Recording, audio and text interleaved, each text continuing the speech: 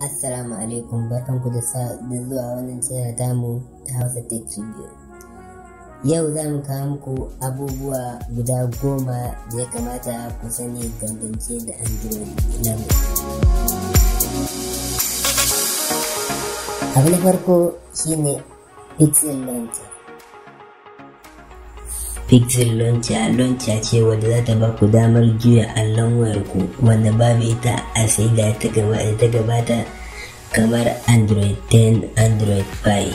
Amma kamar masu amfani da Samsung kamar S8, S9, Note 10, Note 9 zuwa sama za su iya amfani da ita kamar da kuke gani.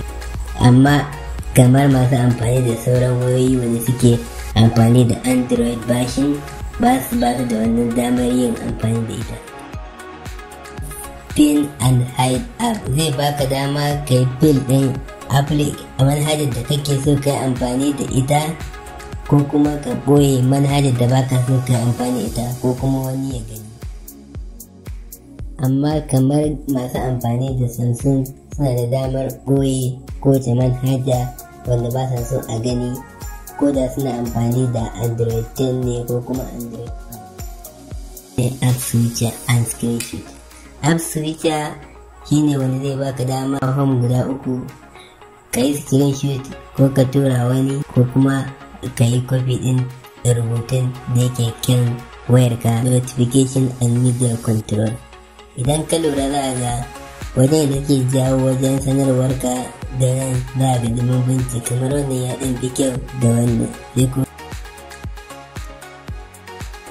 media control zai baka dama ne ka yi amfani da application kamar na waka, manhajar ka kenan na waka, da kuma ko kana jin waka kamar idan kana amfani da Boom Player, kuma kana amfani da irin su Spotify da sauransu dai. Za kuma kalar waƙar da kake yi ita ce kalar da zai fito a ɗan saman wajen application ɗin da kake amfani da shi.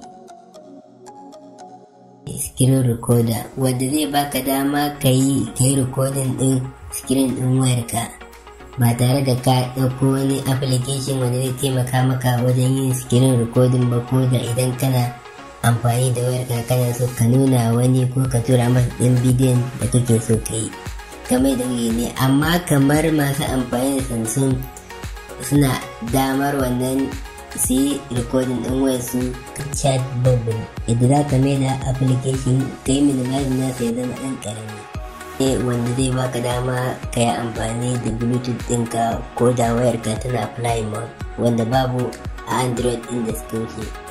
Zai baka dama ka sami ingantaccen network na 5G wanda waya masu fitowa su kira su yi amfani. Voice assistance wanda zai baka dama ka yi amfani da wayarka ba tare da ka taba ta ba, sai dai kawai ka faɗa abin da za ta yi kamar yadda za ku gani a wannan bidiyo. Scroll down, scroll up, go home, open Chrome, scroll up, go back, open Twitter, tweet. This is a test of voice commands on Android 11. Delete all text. Go back. Go home.